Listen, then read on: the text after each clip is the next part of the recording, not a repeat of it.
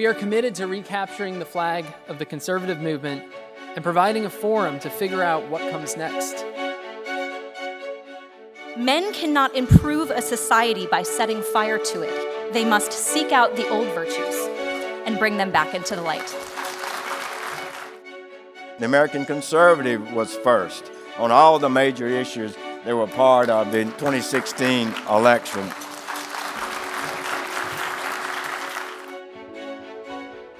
So our next award is TAC's Lifetime Achievement Award. This honors leaders who have devoted their careers to advancing TAC's principles in the public square. Our magazine was founded in opposition to the disastrous war in Iraq, and moving the needle towards a more sensible foreign policy, avoiding another Iraq, remains central to our mission. And I can think of no one who's done more to help us understand how we got into that mess in the first place than tonight's award winner, Dr. Walter McDougall. McDougall is professor of history and director of the International Relations Program at the University of Pennsylvania. How he's still there as a conservative, you will have to ask him. He has taught there since 1988, and he has lectured and written widely in publications like The National Interest, The New Criterion, and also last year's May-June issue of The American Conservative. He is the winner of the Pulitzer Prize in History, which I'm sure he esteems second only to this award from The American Conservative, and is the author of many books, including The Tragedy of U.S. Foreign Policy, How Civil Religion Betrayed the National Interest, which on a personal note was hugely influential to me in thinking about how we got into the mess of our endless wars in the first place. Professor McDougall's accomplishments are truly too many to account, and so we are thrilled to present him with our Lifetime Achievement Award. Please join me in welcoming Walter McDougall.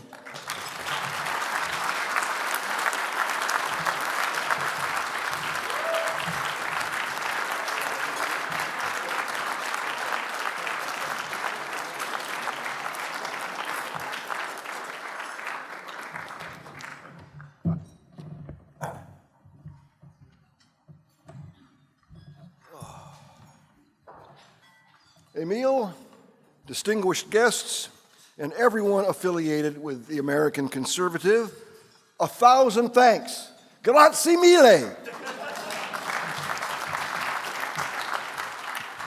Now, this is an unexpected honor which you bestow on me, given I'm not a journalist, I'm not a politician, I'm not a celebrity of any sort.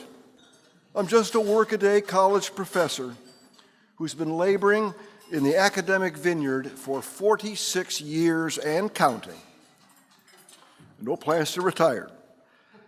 To be sure, I've published many books on European, American, and East Asian history, and as Emil said, I even won a Pulitzer Prize. But since my publishers, I've had many, and I myself have always done a lousy job of promotion, none of those books ever became a bestseller. Hence my surprise that a journal as distinguished as the American Conservative not only noticed me, but has chosen to honor my career as one of the last remaining conservatives on any Ivy League faculty. This is in fact the second Lifetime Achievement Award I've received, because a few years ago, New Trier Township High School in Winnetka, Illinois, added my name to its list of distinguished New Trier alumni.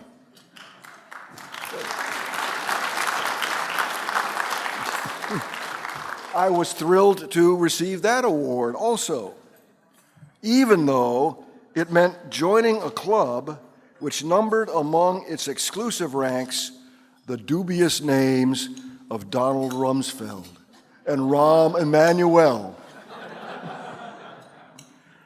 Well, Chicago's North Shore is where I grew up, the third of 4 boys.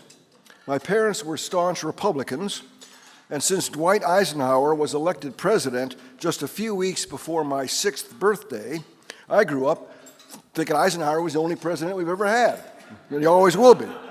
And of course, I assumed that my parents were Eisenhower loyalists. 69 years later, just a few months ago, removed from that 1952 campaign, one of my older brothers has now informed me Mom and Dad in 1952 were in fact Bob Taft Republicans.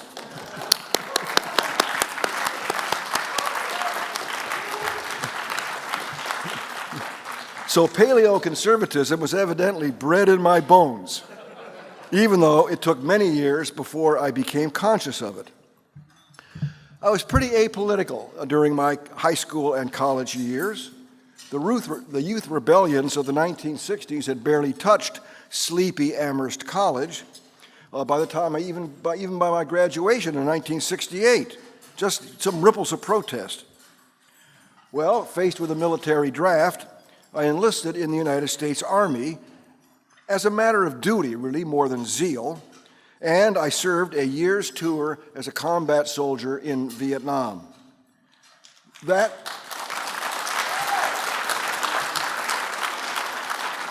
Thank you very much for that. But that traumatic experience taught me in my 20s to loathe the technocratic hubris of the Kennedy and Johnson administrations. But following my discharge, while I studied for a PhD at the University of Chicago, the history department, I kept my embryonic conservatism under wraps. Academic environment, after all. It was only, however, when I became an assistant professor at the University of California, Berkeley, that my consciousness got raised. Raised by the left wing? Yeah, because it was exposure to their Bolshevik tactics that raised my consciousness to the right.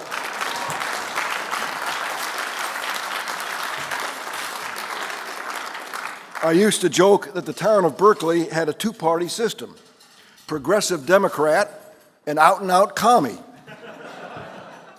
Now, to be sure, the university was not as radical as the city around it, but a powerful bloc in the history department nevertheless tried doggedly to get me fired. Suffice to say, it took 9 long years and a Pulitzer Prize for me finally to earn tenure. And yet, in retrospect, that ordeal, that 9-year ordeal, was a blessing in disguise. Because it was during those years that the Holy Spirit led me to Christian faith.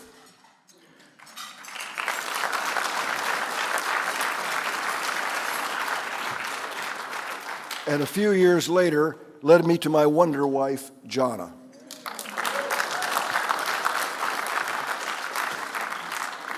Moreover, Orthodox Christianity also made me a far wiser historian because it taught me, hey, we're all natural sinners, ain't nobody perfect, and we're all living in what C.S. Lewis called an upside-down world. Now, in 1988, I left Berkeley to become a chaired professor at Penn and director of its IR program. By then, I had begun to go public, writing op-eds for conservative journals and making the acquaintance of such luminaries as Bill Rusher, William F. Buckley Jr., Henry Kissinger, and Pat Buchanan.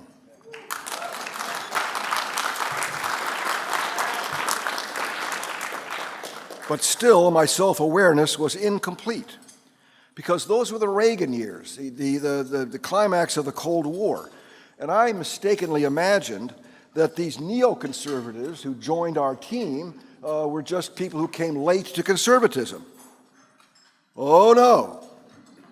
It was only after the Cold War ended and the culture wars of the 90s began, in other words, during the years when Pat Buchanan stood forth as a happy warrior for true conservatism, it was only then that I became the thoroughly self-aware paleoconservative I have been ever since.